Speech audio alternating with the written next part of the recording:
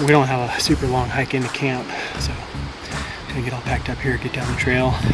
Got a lot of history here. I'm excited to be here.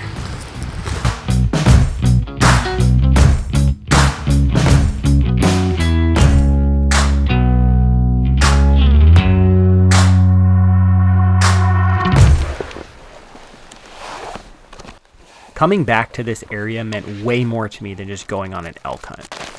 This camp spot was the very first place I had ever done an out-of-state backpack hunt in, which lit a fire in me for it. Some 8-9 years ago, I loaded up my truck with my brother, and we struck off with not a clue in the world what we were doing.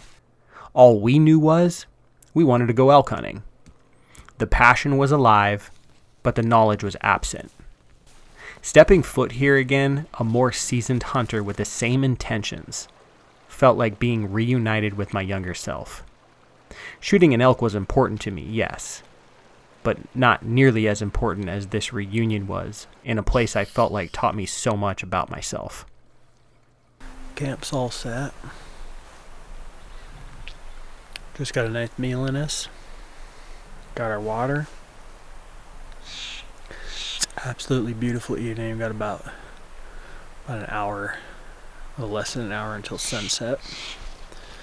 So I think we're probably just gonna hang out right here in the middle of all these areas. There's not a lot of wind right now, so we can hear. So I think we're gonna sit here and just listen, see if we can hear any bugles. And if something's close enough, we'll absolutely run after it. But just really curious to see what's going on here, you know, so. Up right here, I have an access point marked here. I'll get up in here. There's a wallow right here. It might be a good spot to go first thing.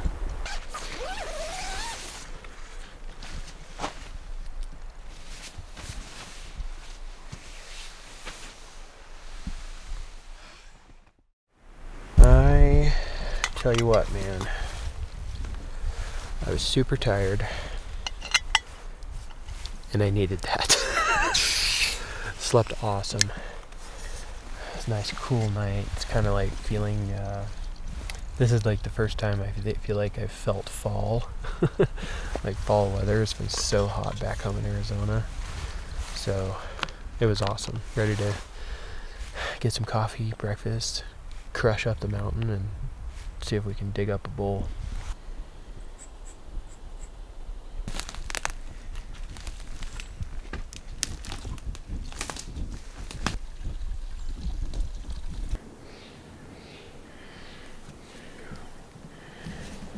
Cut down through here. We're just trying to we got the wind and the thermal's in our favor. It's going downhill right now. So we're just sneaking up through this timber. There's a couple meadows up here, and there's a wallow that I'm gonna go check out. Maybe we'll set up and call at that wallow if it's still there. It was kind of dry down by the river. Wasn't as much water as normal, so we'll see. Just trying to be quiet and sneak up in here. On my first trip into this spot, my strategy was much different than it was now. Back then, I planned on bugling as much as I could, in hopes that a bull would respond to me. We covered big miles, too. That approach worked, kind of, but was honestly a little maddening to me. In the end, we ended up glassing up a herd, moving into them, and then calling the bull in from there. This go-around, my approach leaned more on that side of stealth.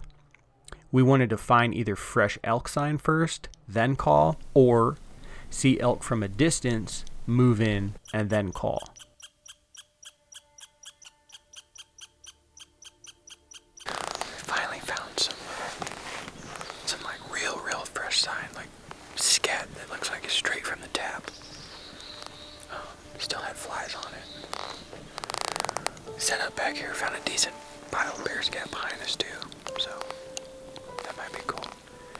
We sat up here for probably 40 minutes and called a little bit, nothing. We we think we may have heard some elk move out, not super fast, but we're not sure. We didn't see anything. We just kind of heard some popping. So we're just gonna keep moving forward.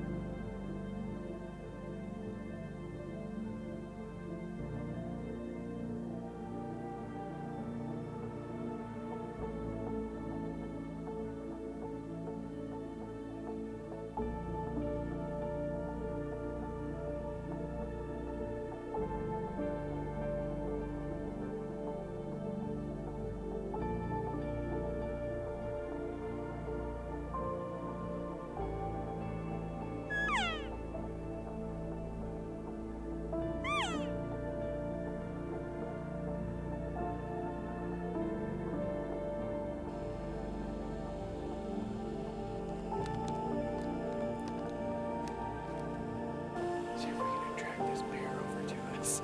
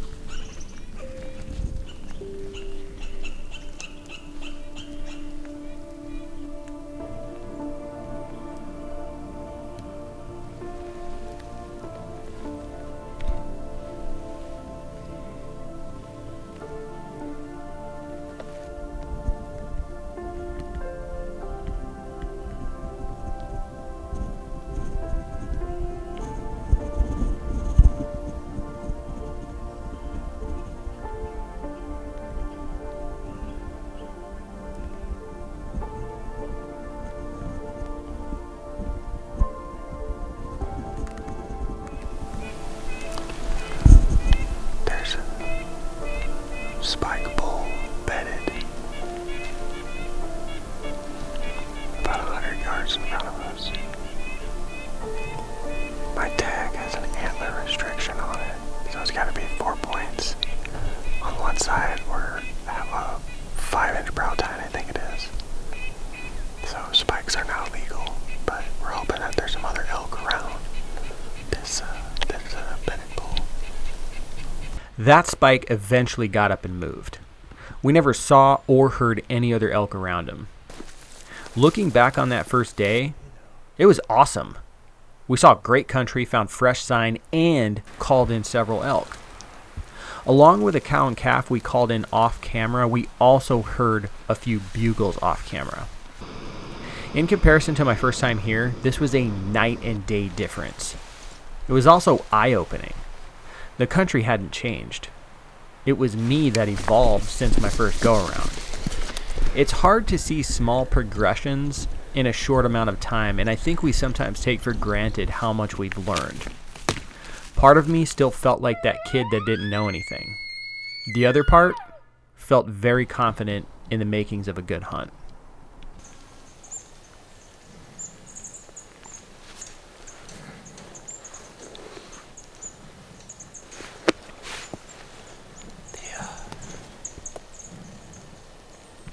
The bull bugled twice.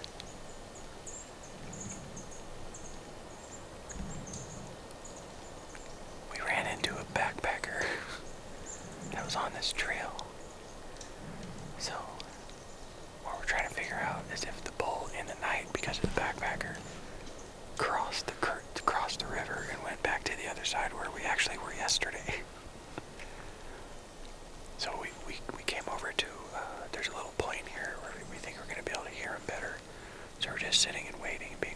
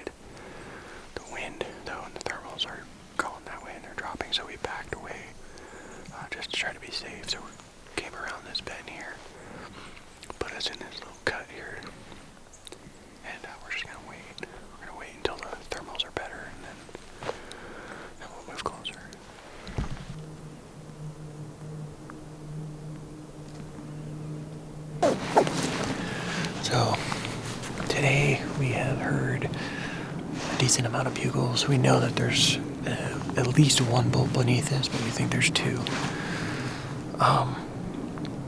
We just been sitting up here waiting for the wind to get right before we go down on them, and wind got right, then a storm system blew in, messed everything up. So we've been sitting here for most of the day. It's like 1 o'clock right now.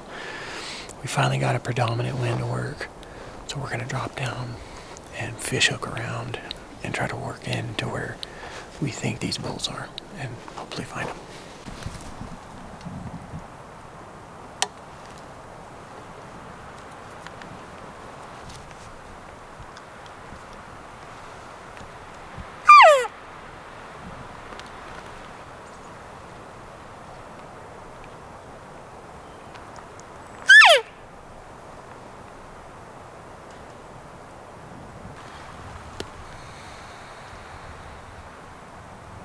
Just kind of slowly working our way through the country that we believe that we heard the bull in this morning.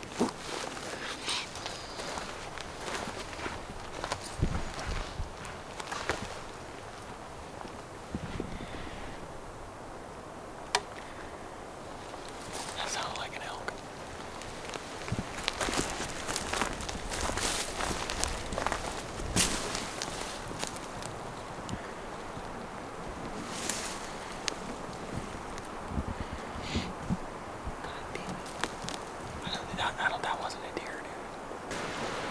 Alright, so we did everything right until we didn't. We set up calling in that spot, decided to get up, keep moving on the elevation band that we heard the bull on this morning. We don't walk 50 yards. Right above us, man. The wind's going uphill. Right above us. Freaking just elk crashes out of the area. That bull was right there the whole time. I don't know if he was bedded there or if he was coming slowly to our calls. I'm not really sure. I just know he booked it, and now we have to hike up back to the trail and make a big loop around to get to where we're going to hunt this evening. So, hey, got busted by a bull at least. You know, like, better than being busted by a cow. Just keep hunting. That's hunting.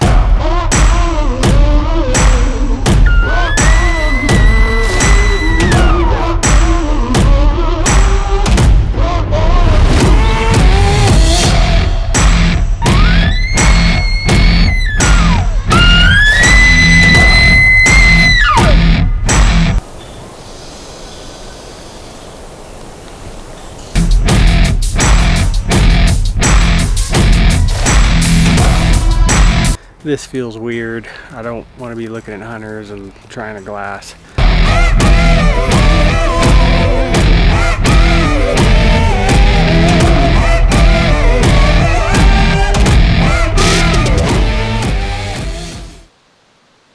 Sitting here in the mountains gives you a lot of time to reflect. It's very quiet, a lot of downtime. When we're waiting for wind to switch and everything like that. And everything around me right now is there's just memories. I'm surrounded by memories in this place. I came in here 8 years ago on my very first September archery elk hunt and had no clue what I was doing. I just knew that I wanted to hunt elk with a bow in September. And my brother was with me, and it was an awesome time. And since then, I've had a few other September archery hunts. That one, though, really sticks out. That one's been playing in my mind the whole time I've been here. I ended up, last day of the hunt, finally found a herd. My brother and I made this big go at them. Got up in there, bulls screaming. We're yelling back and forth, raking trees. Bull comes in 25 yards, and I ended up shooting him high in the shoulder blade, like no penetration. And it was a bummer, but I was super proud of myself for doing that, because I literally had no idea what I was doing. And I think there's something to be said for that. Like, people have their comfort zones, and for me, like, sitting here hunting elk in September in the timber is way outside of my comfort zone almost 10 years later. I think I've only had like 5 September archery elk hunts, and they've been great, but it's just not been something that I've been like really gunning to do, you know? Like, I've been primarily a spot and stock bow hunter and have done it successfully for a while, but coming out here and getting outside of my comfort zone and getting in the timber and, like, you know, setting up calling scenarios and chasing bugles and stuff, it's just super fun. Like, I still feel like I'm like at the very beginning stages of you know, chasing elk with a bow in September. I've only had 5 tags on it, and so just because you're uncomfortable doing something, and you might not know exactly what you're doing, doesn't mean that you shouldn't go and do it, you know? Like, if you want to go be an elk hunter, you want to go be a mule deer hunter, you want to learn how to hunt bears, go do it. And I promise you, you're going to feel like you have no idea what you're doing. And you know what? That's all part of it. That's all part of the journey of starting something. So, just a lot of time to think out here. Those are kind of thoughts that have been running through my head, and I'm just excited to be out here learning still every day. You know, we got real close today. We just found the herd. They're way up high, like almost 12,000 feet. They're slowly moving down, though. We've already watched a few of them drop down into the timber, so we're looking at Onyx. Like, there looks like there's a little like a point beneath them that had like a bench right down there in the timber. So we're thinking they're going to end up somewhere in there. So we have got a pretty good game plan of how to get over there. So we're going to strip down one layer and hike all the way back the way we just came. But then we're going to go up and try to side hill into them when they're in their beds. So, last hurrah, man.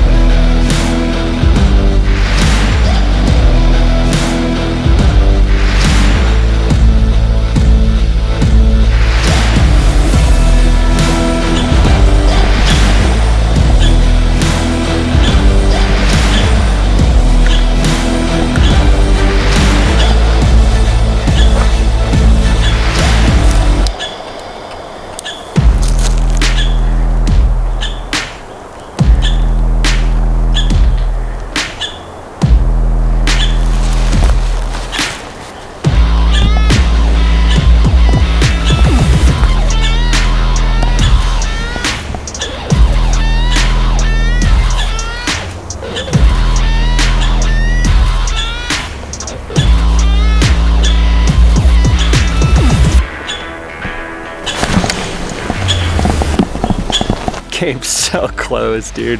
I needed that so bad after such a grind of a hunt, just being in them, talking back and forth with Bull, being in bow range of the herd. But Bull just, he bailed for whatever reason. I think we were on the back side of the herd, but had that cow in front of me 45 yards, other cows off to my right, another one to my left, and come to full draw. Thought there was a bull maybe to the left that was going to follow the cow. No bull, and they're out. So that's hunting, man. Sometimes it works out, sometimes it doesn't. But just glad we got a really quality go at this herd we've been chasing pretty much all week. Packing up and heading out of this elk country that inspired me so many years ago. Man, it felt like I was saying goodbye to a good friend. Someone who made an impact on my life for the better. Since our first interactions, I had grown so much as a hunter. And upon my return, things were just as I left them. Even though I may have a few more gray hairs and deeper lines on my face, I still had the passion I had when I first stepped foot here. Only this time, I felt more a sense of belonging. This felt like somewhere I belonged.